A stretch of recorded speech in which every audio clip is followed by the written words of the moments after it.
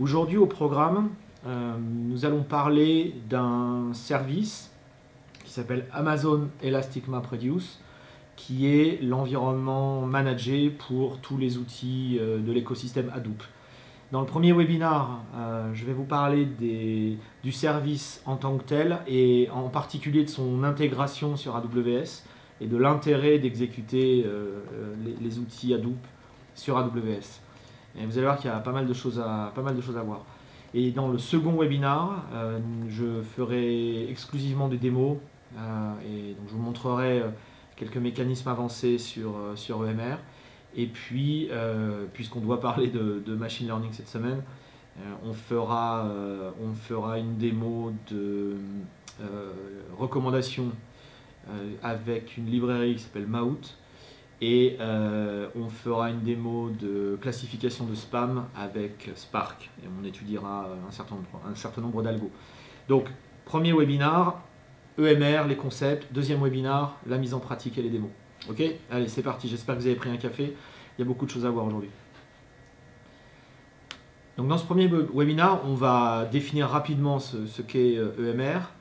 Et puis ensuite, on va se concentrer sur, comme je disais à l'instant, ce qui fait qu'AWS est un endroit intéressant pour exécuter des applications Hadoop. Et quand j'utilise Hadoop, c'est vraiment au sens large, puisqu'on va parler de Spark, etc. Donc de l'écosystème Hadoop. Donc je ne vais pas faire aujourd'hui un tutoriel sur Hadoop ou un tutoriel sur Spark. Il y a plein de bons endroits sur le net et plein de bons bouquins qui couvrent déjà tout ça. Donc je vais vraiment me concentrer sur l'intégration des applications Hadoop sur AWS. Donc le premier point dont on va parler, c'est l'utilisation d'S3, qui va servir de point de stockage central pour l'ensemble des données utilisées sur les clusters. Et vous allez voir pourquoi c'est plus intéressant de faire ça que de le faire sur HDFS. Le deuxième point que je vais aborder, c'est l'utilisation des différents types de nœuds. Dans EMR, on peut créer des core nodes, donc des nœuds qui vont avoir à la fois du stockage et du calcul, et des task nodes, donc des nœuds qui n'ont que du calcul. Et on verra pourquoi c'est intéressant. Ensuite, on parlera d'élasticité. On verra comment on peut facilement, sur AWS, créer des clusters à la volée, les détruire et les optimiser avec les instances spot. Et on parlera en particulier d'un mécanisme qui est encore assez récent, qui doit avoir moins d'un an, qui s'appelle les spot fleets, donc les flottes d'instances spot. Et vous allez voir l'intérêt de ce mécanisme. Et puis ensuite on parlera de Spark, qui donc, j'ose pas dire récent, maintenant c'est quand même une technologie qui a quelques années, mais qui présente pas mal d'avantages en termes de performance, et on verra comment ça peut fonctionner sur AWS. Et puis bien sûr on répondra à vos questions. N'hésitez pas à les envoyer tout au fil de la présentation, Hugo les reçoit, les trie et organise tout ça. Et merci à Hugo d'ailleurs pour la logistique, j'ai oublié de le remercier hier. Ouais. Ça le fait marrer, mais il fait un gros boulot, donc merci beaucoup. Alors, très rapidement, un rappel de Hadoop, sa vie, son œuvre. Donc, je ne vais pas faire un historique d'Hadoop, là aussi vous trouverez ça partout sur le web.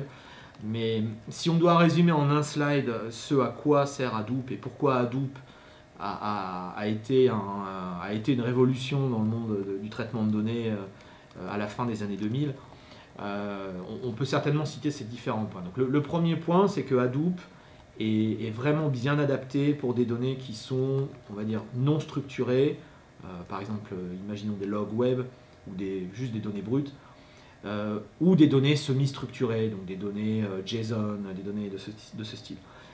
Contrairement à des données structurées qui, elles, auraient un intérêt à être stockées et à être traitées dans des bases de données relationnelles, par exemple.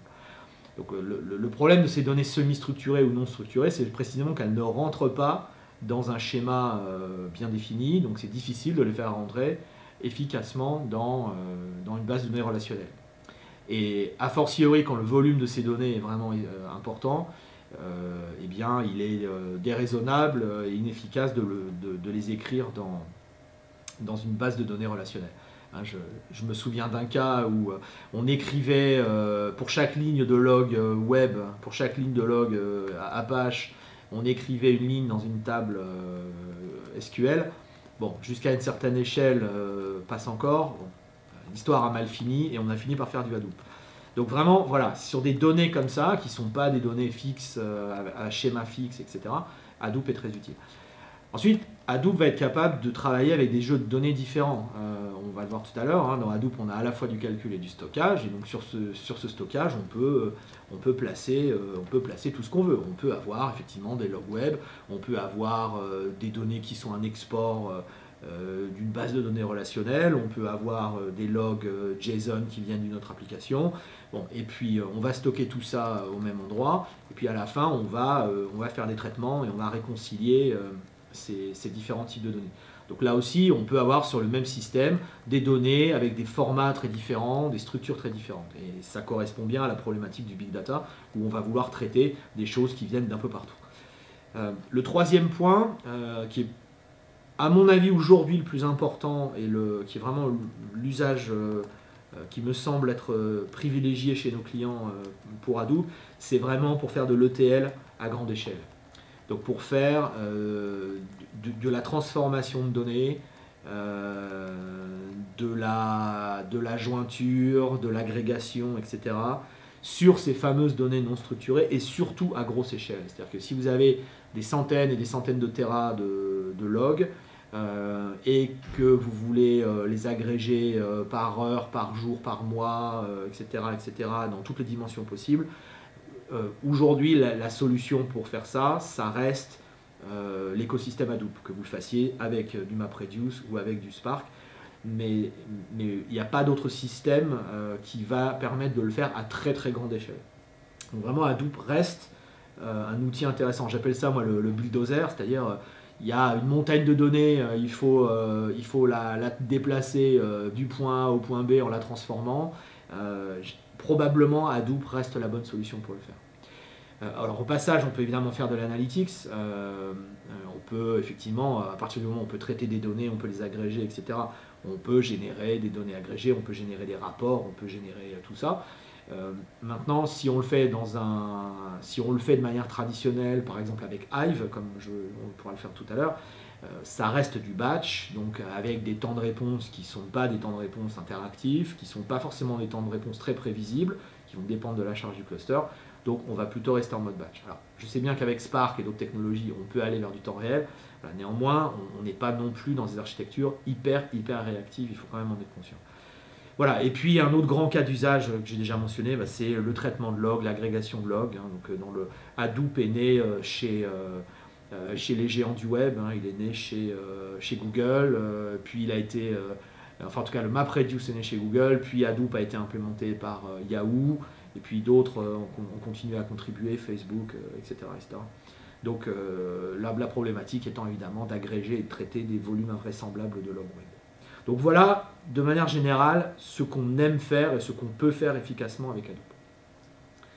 Donc le service dont on parle aujourd'hui, c'est un service qui s'appelle EMR et qui, pour dire les choses très simplement, va fournir les différentes applications de l'écosystème Hadoop. On verra la liste tout à l'heure, il va y en avoir une petite vingtaine maintenant. Donc Hive, Spark, Presto, et puis les outils périphériques, Scoop, Zeppelin, enfin, etc., etc. On verra la liste.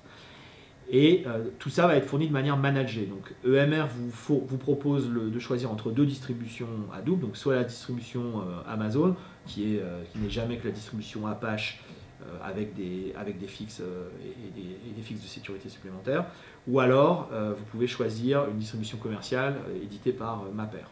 Okay. Ensuite, une fois que vous avez choisi ça et que vous avez choisi la liste des applications que vous voulez déployer, on va choisir le nombre de nœuds qu'on a envie de lancer, on va choisir le type de nœud, etc. Et puis on va lancer le cluster, et donc les instances vont démarrer en quelques minutes, et le cluster va être prêt à travailler en quelques minutes. Et on verra tout à l'heure avec justement les aspects d'élasticité, les aspects liés au float spot, comment rendre ça extrêmement élastique, extrêmement dynamique. Le tout repose sur le socle EC2, IAM, etc. Donc on va retrouver S3, etc. Donc on va retrouver toutes les fonctionnalités de sécurité qu'on a l'habitude de retrouver. Donc on va avoir des rôles pour les instances, on va pouvoir chiffrer le file system des instances, on va pouvoir faire du chiffrement dans S3, etc., etc. Vous savez que la sécurité, c'est la priorité 0 pour nous. Et donc, évidemment, on va disposer directement avec EMR de tous les mécanismes de sécurité liés aux instances, au stockage, etc. Vous le savez sans doute depuis peu, depuis octobre, le paiement des instances EC2 se fait non plus à l'heure mais à la seconde. Et donc ça s'applique également à EMR. Il faudra que je mette ce slide à jour, désolé. Donc on peut payer maintenant à la seconde. Et on peut utiliser Spot. Et je l'ai déjà dit plusieurs fois, on va voir tout à l'heure quel type d'économie on peut faire avec Spot et pourquoi ça a un immense intérêt.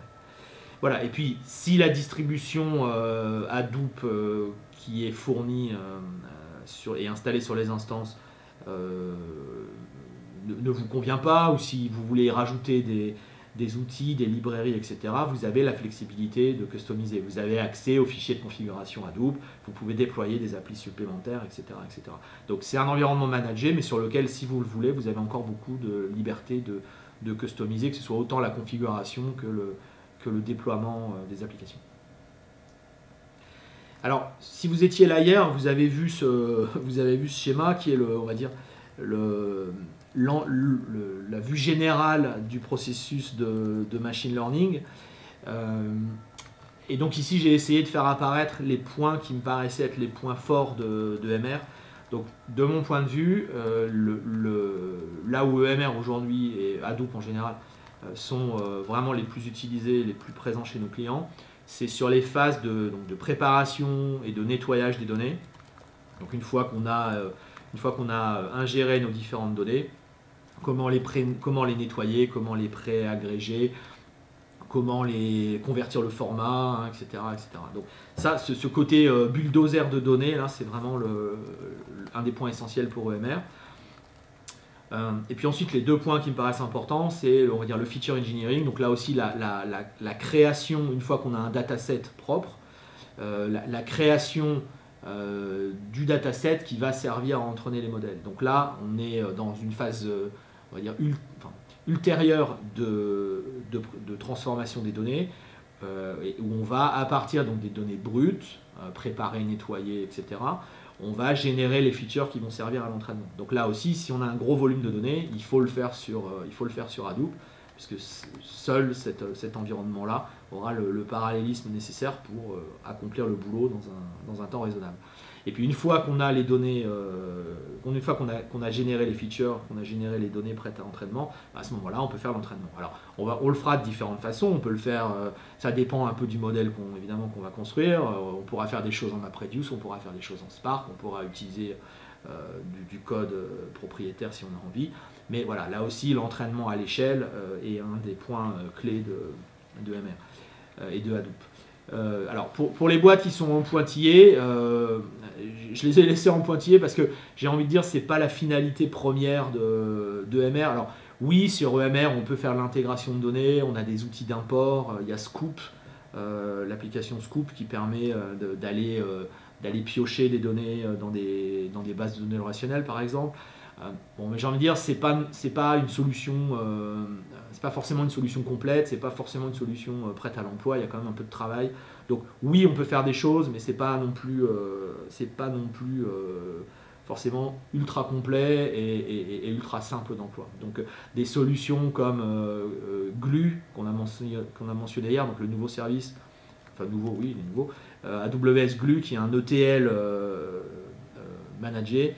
Lui est certainement plus pointu sur ces sujets-là pour aller piocher des données venant de n'importe où, les transformer, les préparer et puis ensuite effectivement peut-être les pousser vers eux-mêmes. Voilà.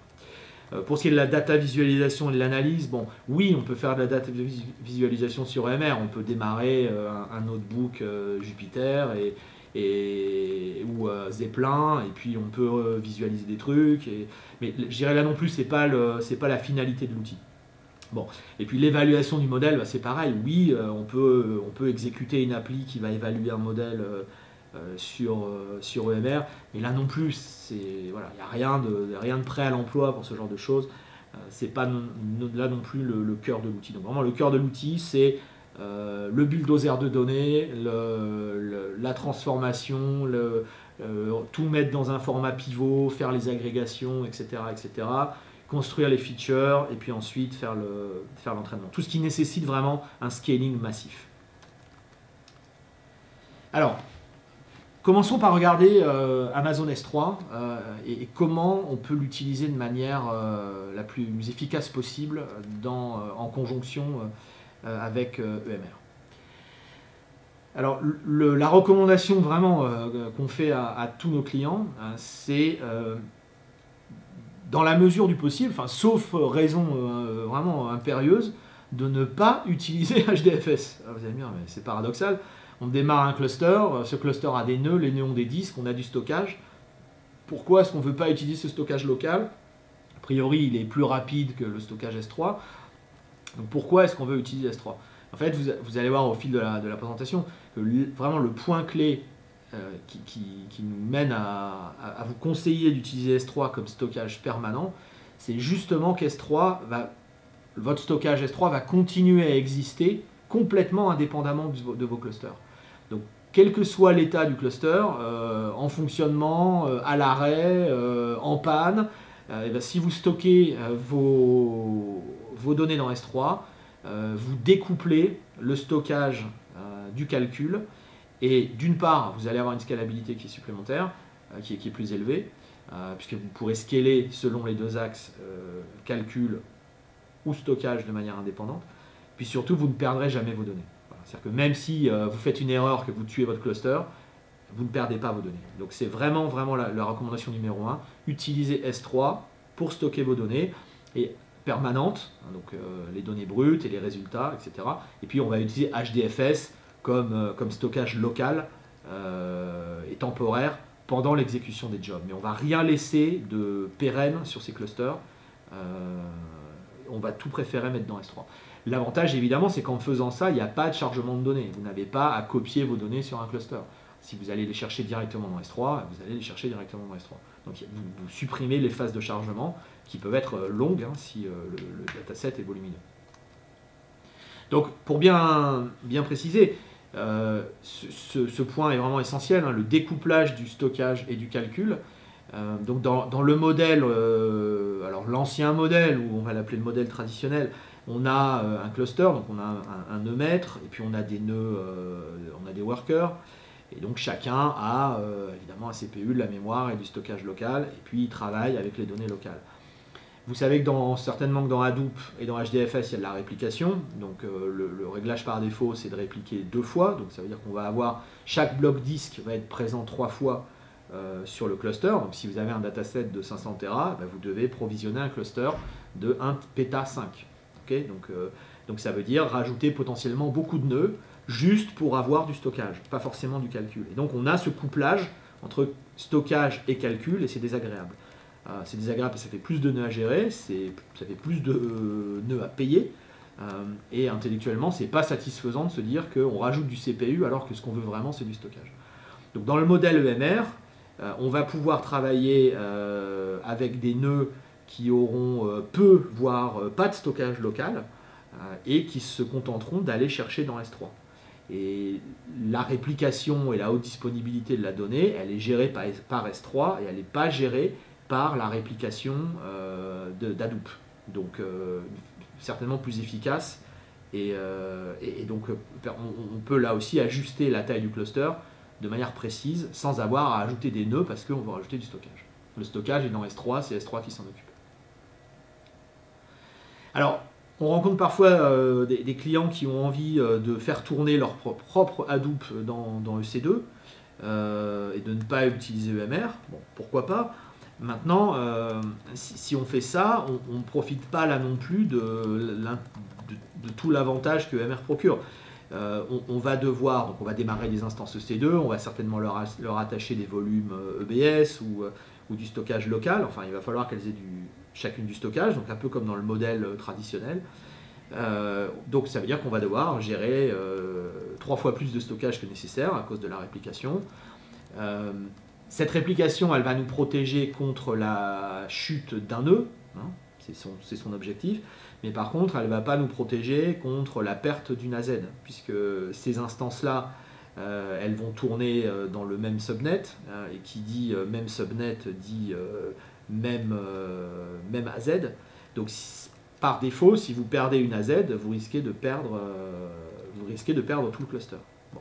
Et puis en termes de stockage, vous allez payer vous allez payer le stockage au prix EBS, hein, si on utilise EBS, et vous allez devoir en mettre 3 fois plus que nécessaire.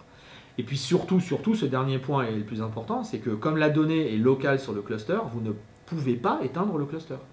Donc sinon vous perdez la donnée, hein, par définition.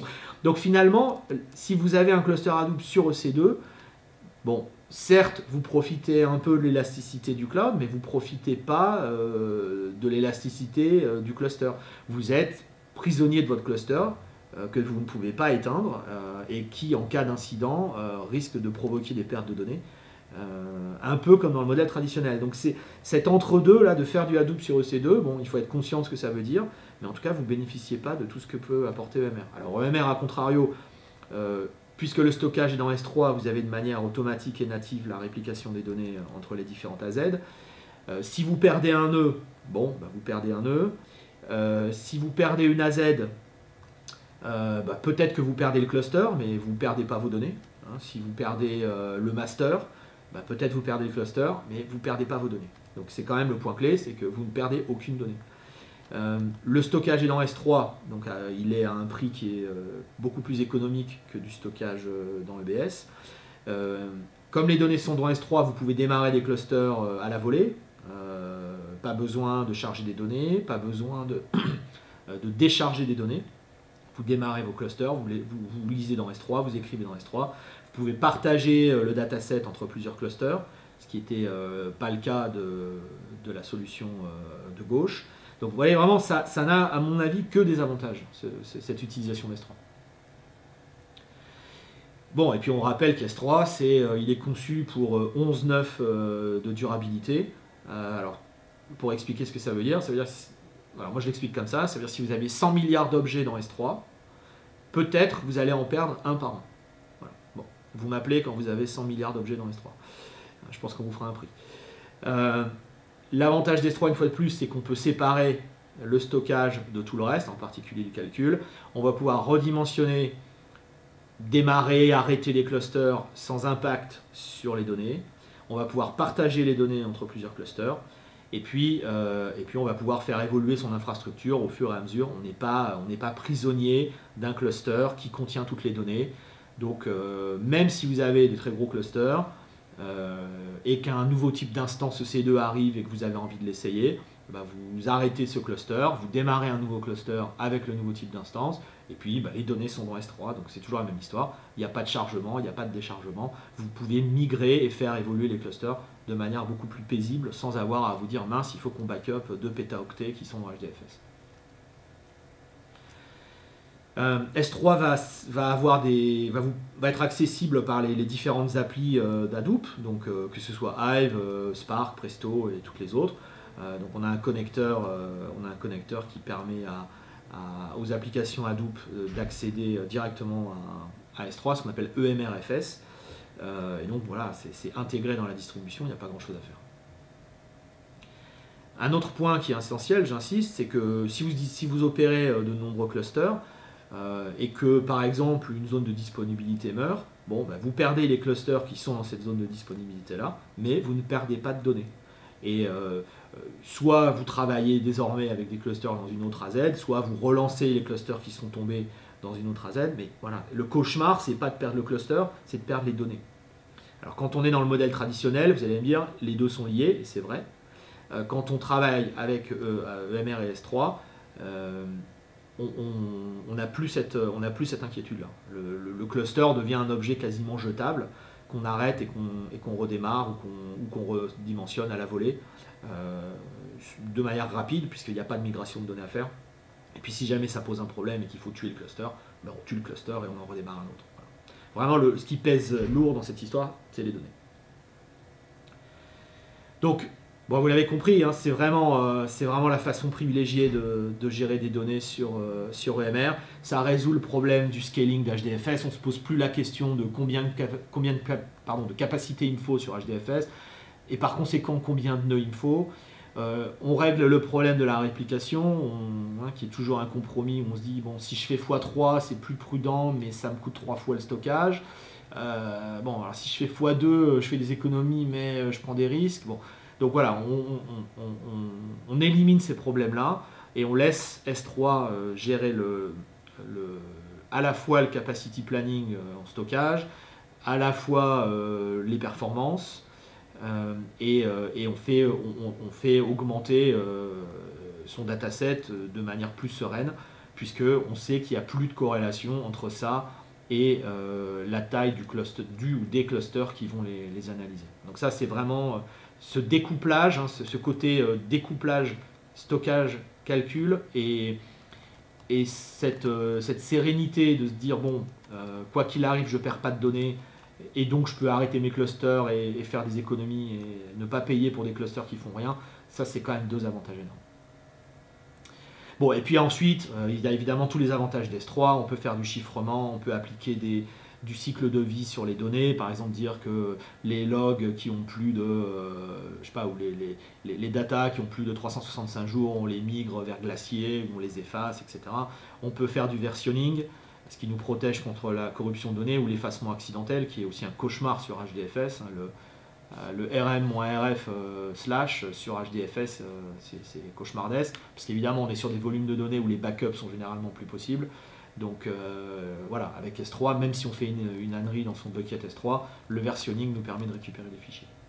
Voilà, et puis l'élasticité, donc comme on a découplé le calcul du stockage, on peut aller chercher de l'élasticité de manière très très élevée. On peut ajouter des nœuds, on peut enlever des nœuds, voilà. Tout ça n'est plus un problème, sachant qu'ajouter ou enlever des nœuds sur un cluster Hadoop avec du HDFS local, c'est toujours un peu, on va dire, délicat, en tout cas un peu anxiogène, et puis ça a un impact de performance, parce que il va falloir, si on ajoute ou qu'on enlève des nœuds, il faut rebalancer les données d'HDFS entre les nœuds, donc ça fait du trafic et ça nuit à la performance du cluster. Voilà, ce problème-là n'existe plus dans S3. Donc voilà ce qu'on peut dire. J'espère que je vous ai convaincu que S3 était la bonne solution pour stocker vos données dans Hadoop et avec EMR. C'est vraiment l'un des avantages d'utiliser EMR. C'est effectivement, à côté, il y a son copain S3 qui nous simplifie la vie. Alors, deuxième sujet, les différents types de nœuds. Donc, dans un cluster EMR, on va avoir un master. Alors, on pourrait configurer un deuxième master à la main si on avait envie. Par défaut, on en a un.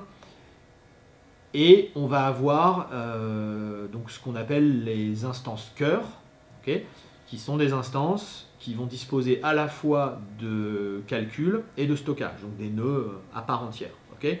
Et donc ces nœuds-là, ils vont exécuter deux types de tâches au sein d'Hadoop. Ils vont avoir ce qu'on appelle le task tracker, donc qui est l'entité d'Hadoop qui reçoit les ordres du master et qui exécute les tâches sur le nœud.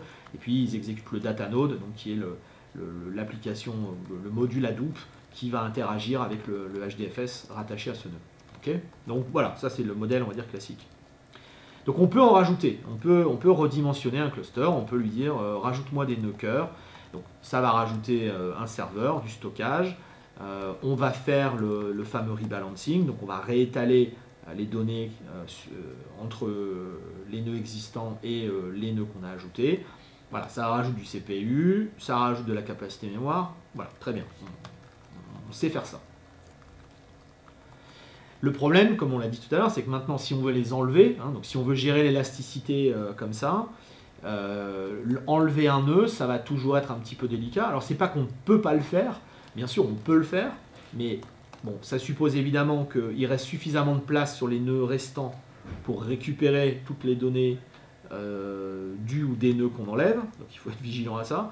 Et puis, on va refaire le balancing, donc on va repartir et reconcentrer les données vers les nœuds restants. Donc là aussi, en fonction de la charge du cluster, en fonction de la taille des volumes, etc., ça peut prendre un certain temps et avoir un certain impact sur les performances. Donc on peut le faire, mais c'est pas, on va dire que c'est pas anodin, c'est pas gratuit. Donc de mon point de vue, il n'y a pas vraiment de raison de faire ça.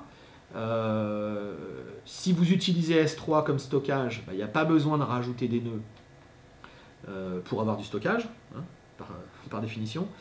Et si vous voulez juste rajouter de la puissance de calcul, voilà, la meilleure solution, c'est de rajouter des nœuds, des task nodes, donc qui sont des nœuds qui n'ont pas d'HDFS local. Donc c'est juste des nœuds qui vont exécuter des jobs et qui vont aller lire les données qui sont soit dans HDFS sur les nœuds cœur, soit dans S3. Okay, donc là, on rajoute juste de la capacité de calcul. Okay, donc évidemment, on peut en ajouter plein, ça c'est pas un problème.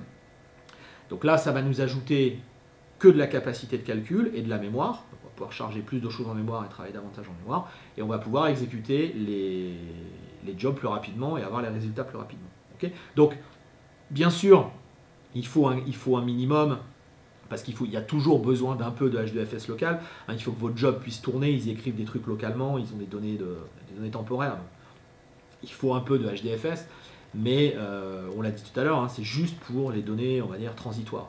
Donc si vous avez besoin d'ajouter plus de puissance de calcul, il vaut beaucoup mieux ajouter des nœuds task que des nœuds cœur. Okay, ça sera plus scalable et ça sera plus facile à opérer quand vous voudrez les enlever. Okay, donc quand vous avez fini, vous pouvez tout enlever, et puis là il n'y a pas de rebalancing, il n'y a pas de mouvement de données, hein, c'est juste vous allez enlever ces nœuds tâches et c'est tout. Okay, donc ça c'est une façon de scaler ces clusters, c'est d'avoir un cluster de base, on va dire, avec un minimum de HDFS pour pouvoir travailler, et puis de se dire, bon là j'ai envie d'accélérer ce job là, je rajoute 20 workers, 30 workers, 50 workers, et puis quand c'est fini je les enlève. Okay, j'arrête évidemment de payer. Alors ça nous amène à la discussion de l'élasticité de manière plus générale. Donc, comme on l'a dit à l'instant, on va avoir un cluster de base, on va avoir un cluster de départ où on va avoir un master, quelques nœuds cœur et puis peut-être quelques task nodes pour accélérer. Et puis ça va être notre point de départ. Bon. Mais ce qu'on voudrait, un peu comme on le fait sur EC2, c'est être capable de faire de l'autoscaling, c'est-à-dire de dire en fonction de telle ou telle métrique EMR, on va rajouter des nœuds dans le cluster. Okay, donc ça marche de la même façon qu'avec EC2.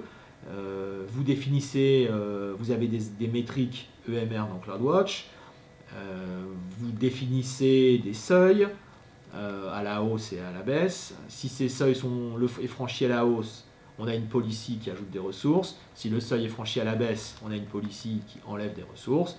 Et voilà, donc c'est l'autoscaling tel qu'on le connaît, mais cette fois on va le faire sur des métriques EMR et pas sur des métriques EC2. Okay, et donc lorsque ces alarmes, hein, comme je disais à l'instant, sont déclenchées, eh bien, on va ajouter ou enlever des nœuds au cluster. Alors ça se fait de manière graceful, donc de manière coordonnée. Évidemment, hein, on ne va pas juste tuer un nœud dans le cluster comme ça, on va le désenregistrer d'Hadoop. Ça va provoquer, s'il avait du stockage, la migration de ces données vers les nœuds restants, etc., etc. Donc ça veut aussi dire que l'autoscaling de MR, ce n'est pas un truc qui réagit forcément à la seconde, hein, parce que si vous utilisez de l'HDFS local et que vous avez, je sais pas, 1 Tera ou 2 Tera de données par nœud, bon, et que vous enlevez un nœud, il va falloir que les données de ce nœud, comme j'ai dit tout à l'heure, soient repartagées entre les nœuds restants. Donc attention à ça, hein, c'est pas un autoscaling qui va réagir à la minute, hein, si vous avez des volumes de données importants. Donc attention à bien choisir des tailles de nœuds avec peut-être pas trop de stockage. Enfin voilà, à vous de faire vos tests et à voir à quel niveau de réactivité vous arrivez avec l'autoscaling. Alors une façon complémentaire, qui peut être complémentaire, de scaler son cluster, c'est d'utiliser des instances spot. Alors, ici on a un cluster de 10 nœuds avec des instances on-demand, donc des instances classiques. Pour simplifier le calcul, on va dire qu'elles coûtent $1 de l'heure. Donc vous avez 10 nœuds à $1 qui tournent pendant 14 heures, donc ça fait $140. Okay, donc le coût de ce cluster, là, le coût de ce job qui a tourné pendant 14 heures, c'est $140. Ok, pourquoi pas. Bon. Maintenant, on pourrait se dire, tiens, on va ajouter, on va refaire le même, job, mais cette fois aux 10 nœuds on demand, on va ajouter 10 nœuds spot. Ok. Donc, on a 10 nœuds on demand, d'accord, donc ils vont toujours me coûter $1 de l'heure. Et puis supposons que j'ai réussi à choper mes nœuds spot à la moitié du prix, à 57, qui est très raisonnable parce que généralement avec spot, on arrive plutôt à du 70-80% de réduction que 50%, mais restons sur 50.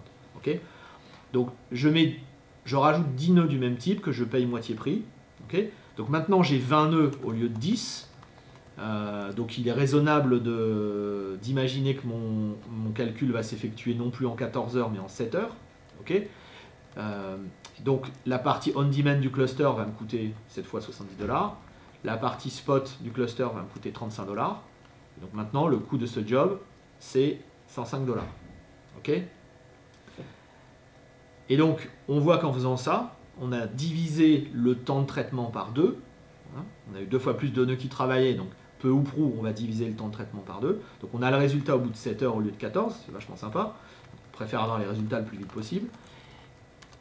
Et non seulement on a le résultat 2 fois plus vite, mais en plus, on a économisé 25%.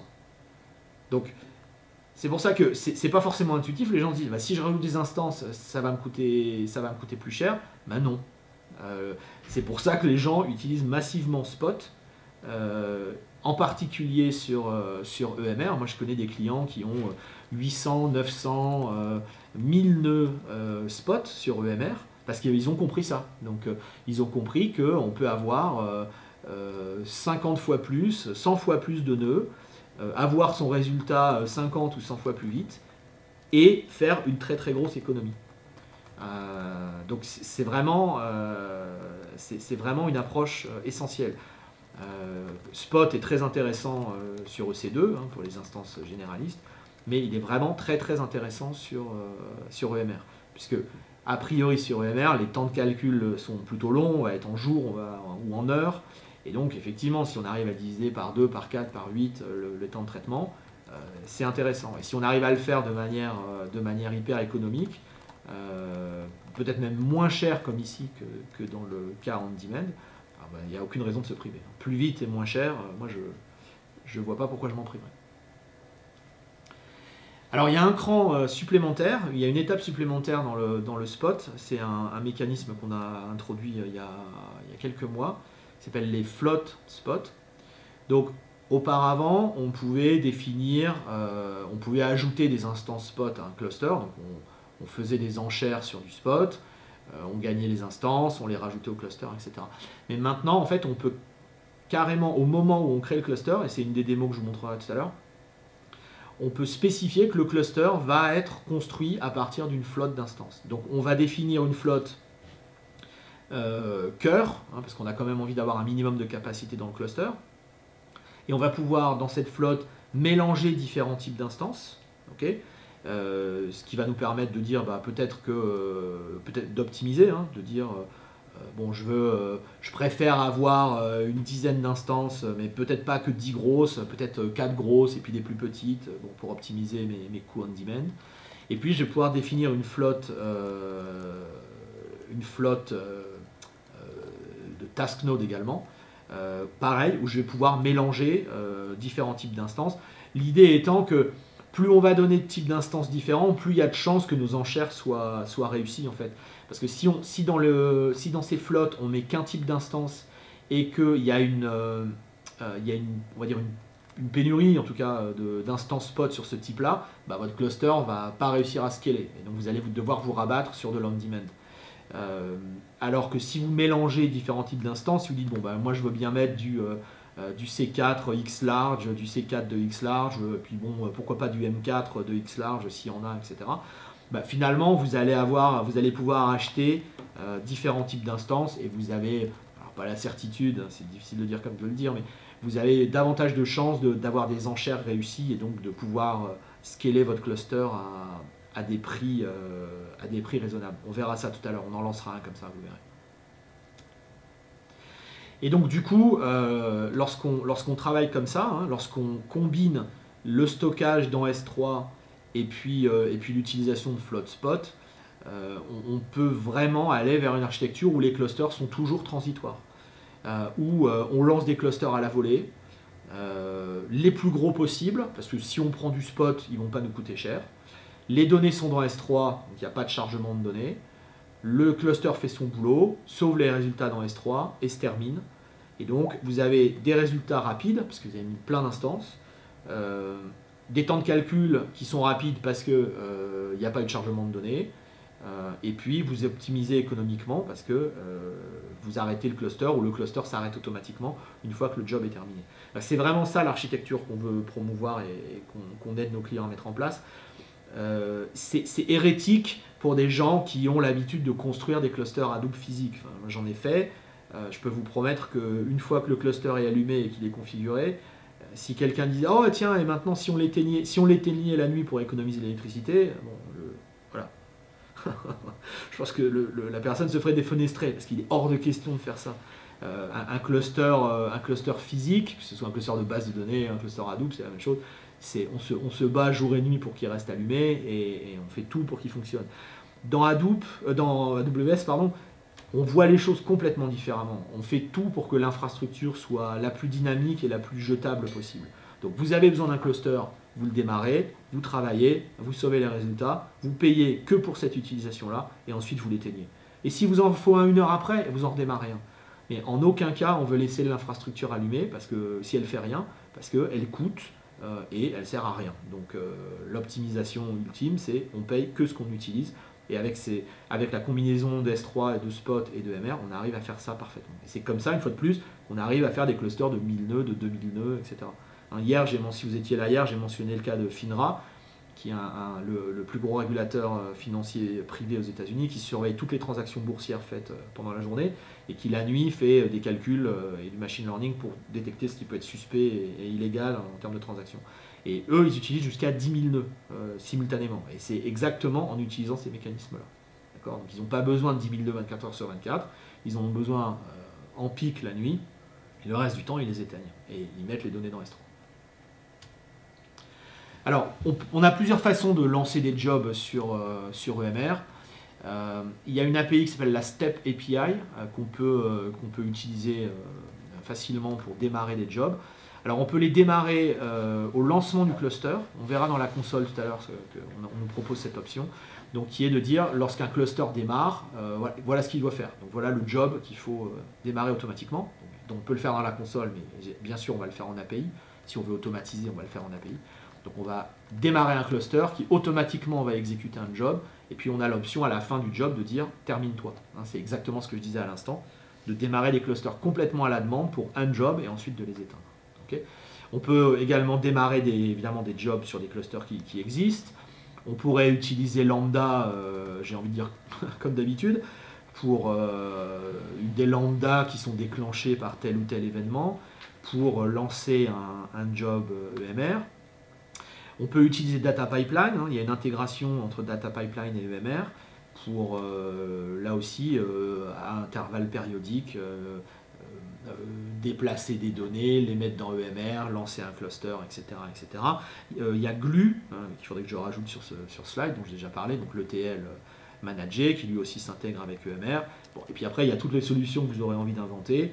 EMR est basé sur EC2, donc c'est une instance, vous avez la main dessus. Si vous voulez déployer un ordonnanceur open source comme Airflow ou Luigi ou d'autres, libre à vous, ou même bâtir le vôtre, aucun problème. Donc il y a vraiment plein de façons de démarrer des jobs sur EMR. Alors, dernier point que je voulais aborder, donc Spark. Alors, jusqu'ici, on a parlé, quand on parle d'Hadoop, le terme est un peu, on va dire, un peu ambigu. On ne sait pas si on parle de l'écosystème Hadoop ou si on parle de MapReduce. Alors, MapReduce, c'est on va dire l'architecture historique d'Hadoop qui découpe les données et les étale sur plusieurs nœuds et qui va découper les jobs, les faire exécuter par les différents nœuds et puis ensuite reconsolider les résultats. Okay, donc le problème de MapReduce, c'est que il va générer énormément d'IO et il va générer énormément de trafic entre les nœuds. On le verra sur les graphes tout à l'heure. Dès qu'on lance le moindre truc, on voit le trafic réseau du cluster qui explose parce que les nœuds se mettent à papoter pour s'échanger des données, s'échanger des résultats. Et donc, bon, le réseau est souvent, peut être rapidement le goulot d'étranglement d'un cluster. Donc Spark, c'est un modèle complètement différent où on va travailler en mémoire. Donc on va essayer, autant que faire se peut, de garder toutes les données en mémoire et donc de minimiser les I/O qui sont, comme je disais, souvent le goulot d'étranglement. Et surtout, on va essayer d'exécuter les opérations le plus tard possible. Alors, je n'ai pas le temps de rentrer dans les détails de Spark. On verra quelques exemples tout à l'heure lorsqu'on fera la classification de spam sur Spark. Oui. Mais ce que ça veut dire concrètement, c'est qu'on construit un graphe, les différentes opérations de traitement de données. Elles sont pilotées par un graphe d'exécution. Et donc Spark ne va, lorsque vous allez lui donner un ordre, il va certes l'exécuter, mais il n'appliquera le traitement de données effectif que si c'est absolument nécessaire. D'accord ? Donc par exemple, quand vous lui dites, tiens, charge-moi tel dataset, on le verra tout à l'heure, hein, il va dire ok, mais en fait il ne fait rien. Voilà, parce qu'il part du principe que vous lui demandez de charger, mais si ce dataset-là n'est pas utilisé après, pourquoi est-ce qu'on irait faire des I/O? Okay. Donc il y a ce mécanisme d'exécution retardée, alors on appellerait ça le lazy evaluation en bon français, où Spark va attendre le dernier moment pour faire des opérations, et en particulier des opérations d'I/O et des opérations de calcul qui sont les plus coûteuses. Et donc ça va lui permettre de faire tout un tas d'optimisations, d'éviter des opérations inutiles, et le tout se faisant en mémoire, d'être beaucoup, beaucoup plus rapide que MapReduce. Okay. Voilà, ce qu'on peut dire en 2 minutes. Il y aurait beaucoup, beaucoup plus à dire sur Spark, mais voilà les grands principes. Alors Spark, c'est un ensemble d'outils. Donc il y a évidemment un cœur, et au-dessus, on peut faire du Spark SQL. Donc on peut exécuter des requêtes SQL sur des données gérées par Spark. Si vous avez vu mon webinar de Big Data Battle, ou une de mes présentations, je l'ai fait plusieurs fois, vous vous souvenez peut-être que c'est ce que j'avais fait, du Spark SQL. On peut faire du streaming, donc on peut streamer des données vers Spark et les traiter en temps réel. C'est un des grands cas d'usage de Spark, puisque MapReduce était parfaitement incapable de faire ce genre de choses. On était vraiment en mode batch, et donc pour avoir des temps de réponse quasi temps réel, Spark Streaming, et c'est vite imposé comme une bonne solution. On a MLib, alors qui s'appelle ML maintenant, Spark ML, qui est une librairie de machine learning qu'on verra tout à l'heure, qui contient tout un tas d'algos, de classification, de régression, etc. qu'on va pouvoir appliquer sur des données de manière distribuée sur un cluster Spark. Et puis un dernier module qui s'appelle Graphix, qui permet de traiter des graphes d'objets. Voilà. Donc je ne parlerai pas aujourd'hui.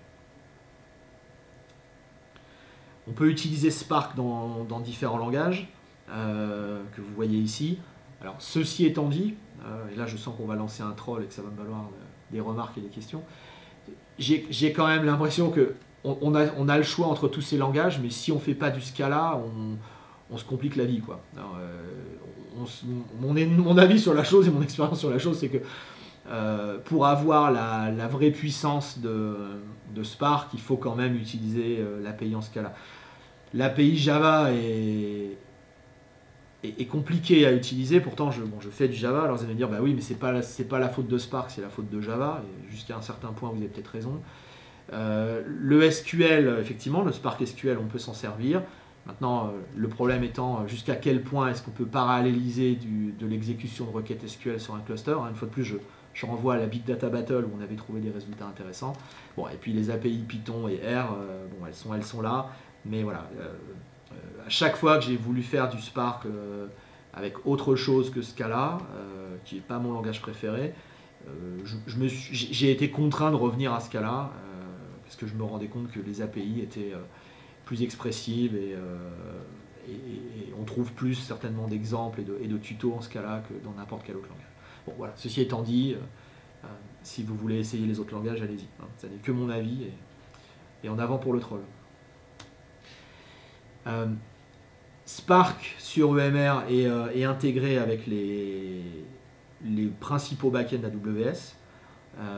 Donc si vous voulez aller dans un job Spark, si vous voulez aller chercher des données dans Dynamo, dans Redshift, etc., vous avez des connecteurs pour le faire. Donc là aussi, c'est évidemment un des avantages de travailler sur AWS, c'est que certes, on développe des applis Spark, mais on sait qu'on peut s'appuyer sur l'ensemble des backends et l'ensemble des sources de données qui sont présentes et avec des connecteurs qui sont là, qui sont préconfigurés et prêts à l'emploi. Alors, Spark travaille sur il y a 2 versions de Spark, l'ancienne et la nouvelle. C'est bien ça.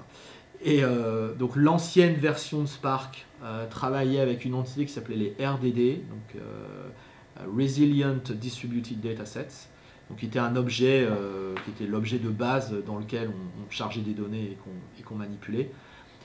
Depuis Spark, me semble-t-il, 1.3, mais corrigez-moi si je dis des bêtises, on a un objet, on va dire, plus flexible qui s'appelle le data frame, et qui est un objet sur lequel on peut appliquer un schéma. Le RDD, c'était vraiment un objet interne à Spark qu'on était obligé de manipuler exclusivement avec des API Spark.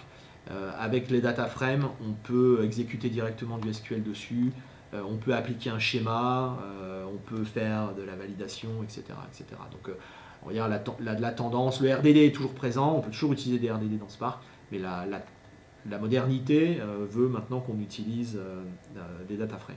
Okay.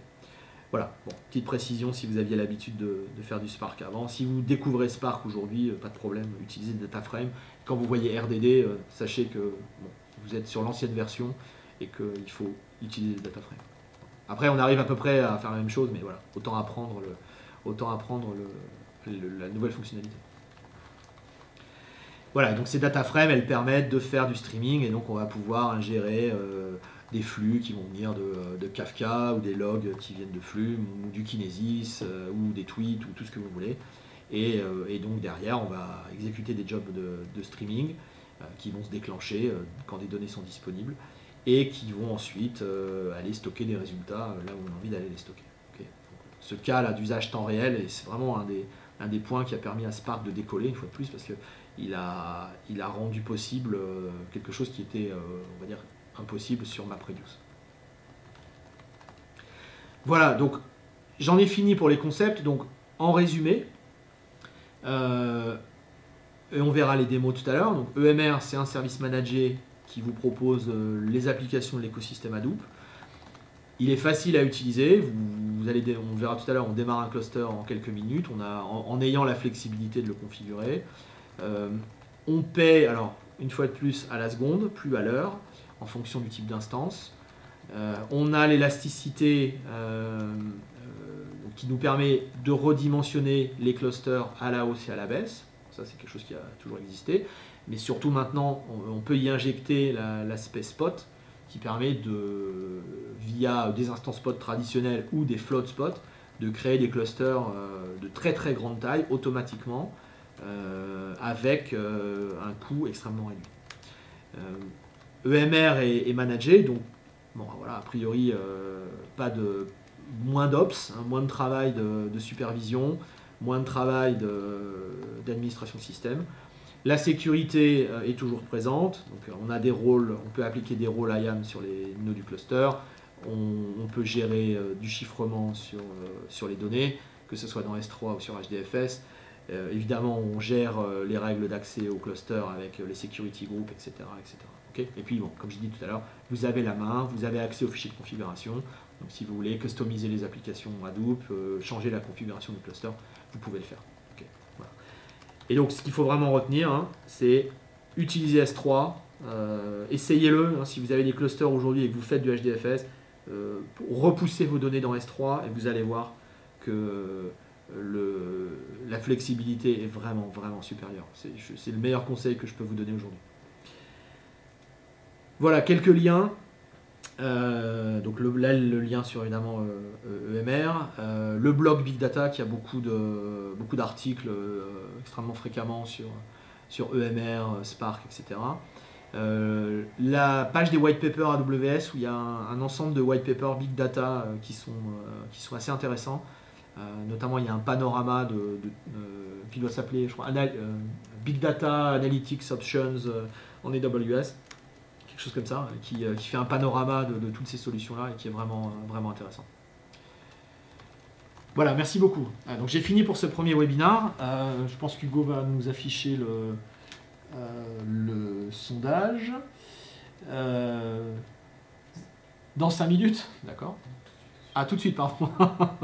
Donc Hugo va afficher le sondage, vous avez sans doute l'habitude maintenant. On vous laisse un peu de temps pour voter. Donc 5, vous êtes très content. 1, vous êtes très insatisfait. Ne vous trompez pas, 5 est la meilleure note. Envoyez, il y a déjà plein de questions, donc j'ai commencé à les regarder.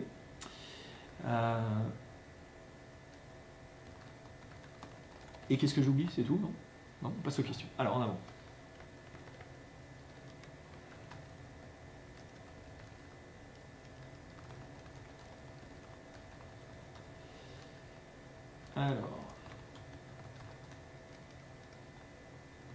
Alors, une bonne question de David. Quel impact de performance entre S3 versus HDFS?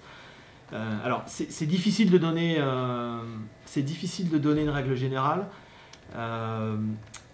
Ça va dépendre du nombre de nœuds, ça va dépendre du dataset. Donc, c'est sûr que d'aller chercher les données dans S3, ça va avoir un impact de performance par rapport à aller les chercher sur le file system local. De mémoire, quand j'avais fait la Big Data Battle, j'avais un job, alors c'était Hive, qui allait, je crois que de mémoire, 2 fois plus vite, mais c'est vraiment bon, c'était un exemple, qui allait 2 fois plus vite, qui mettait, je sais plus, peut-être 30 secondes au lieu de 60 secondes. Entre HDFS et S3. Vous allez me dire, 2 fois plus vite, c'est vachement significatif. Bon, alors c'est qu'un exemple, mais le problème étant que une fois que mes données ne sont plus dans HDFS, si j'ai envie de mettre 5 fois plus de nœuds spot, je le fais. Et en fait, je vais aller plus vite. Une fois que je suis libéré de cette contrainte-là, une fois que je suis libéré de la contrainte d'avoir mes données dans HDFS, je peux mettre autant de nœuds que je veux. Et donc, je vais pouvoir faire baisser mes performances de manière significative. Donc, c'est vrai qu'à taille de cluster égale, à type d'instance égale, bien sûr que S3 va être plus lent que HDFS, mais une fois qu'on n'a plus ces nœuds, de stockage, on peut rajouter des task nodes, on peut rajouter des instances spot, et on va redescendre, à des temps extrêmement rapides. Donc David a raison, mais en même temps, on veut quand même le faire, on veut quand même utiliser S3, parce qu'on se protège contre la perte de données, et surtout, on gagne en flexibilité sur l'élasticité du cluster.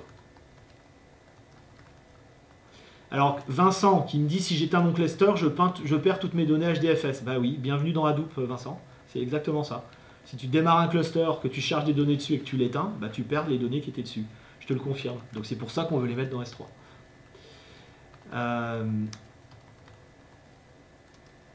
Alors, une question de Sonia. Spot est tellement pas cher, dans ce cas-là, pourquoi payer pour les nœuds on demand? Ça, c'est une bonne question, j'aime bien. Bravo.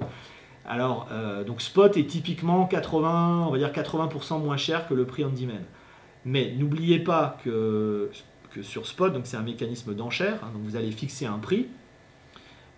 Et si le prix de marché, si votre enchère est supérieure au prix de marché, très bien, vous arrivez à acheter les enchères. Vous arrivez à acheter les instances, pardon. Si votre prix est trop bas, vous n'y arrivez pas. D'accord? Donc déjà, vous pouvez avoir ce cas où vous avez bidé, vous avez enchéri trop bas et vous n'arrivez pas à acheter les instances. Ça peut être un problème. Okay? Donc on a quand même envie d'avoir quelques instances on demand pour être sûr qu'on a un minimum de capacité. D'accord?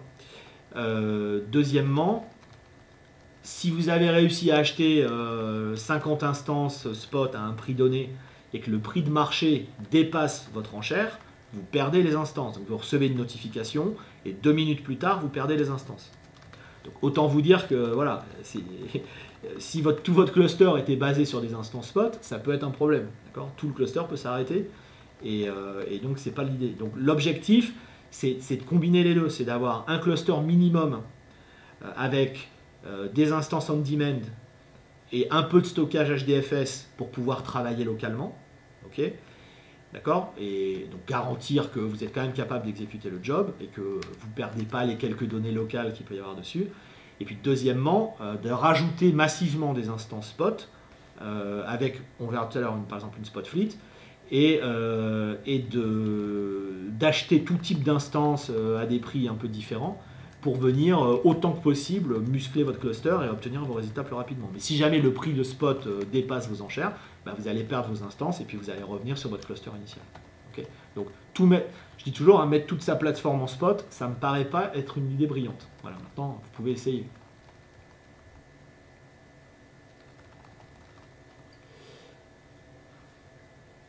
Alors, encore une ou deux questions.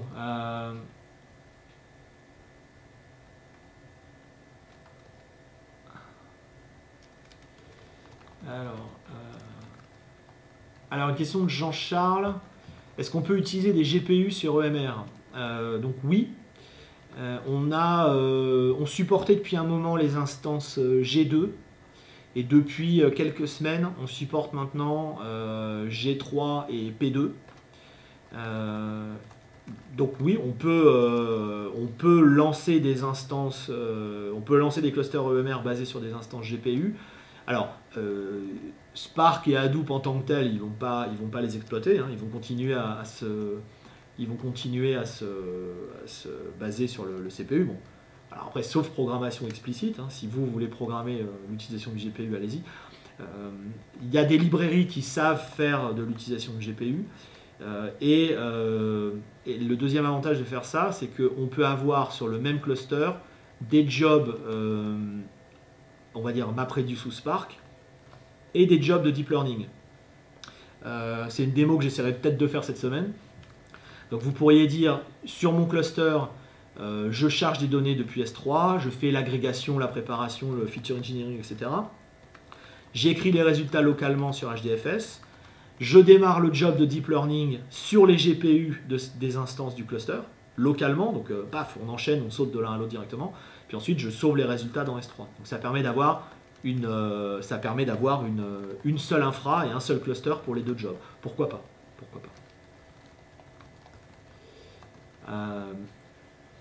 On n'a plus le temps, non, Hugo me fait les gros yeux, on n'a plus le temps. Donc on va garder la liste de questions, et puis si on a encore un peu de temps... on aura encore un peu de temps dans la deuxième session et on continuera à y répondre. Okay, alors vous êtes très nombreux. Je ne l'ai pas dit, mais on a explosé le record de participation au webinaire. Merci beaucoup, mais du coup il y a des tonnes de questions et on a du mal à répondre à tout. Donc on fait une petite pause de quoi? Tu vas me donner 30 secondes quand même pour boire un verre d'eau? 5 minutes, c'est Byzance. Donc on a 5 minutes de pause et je vous retrouve donc dans 5 minutes après un café pour des démos, donc plus de slides et que des démos sur EMR, Maout, SparkML et puis peut-être 2-3 âneries qui me passeront encore par la tête. Vous voyez, Hive aussi. Voilà, merci beaucoup et à tout de suite.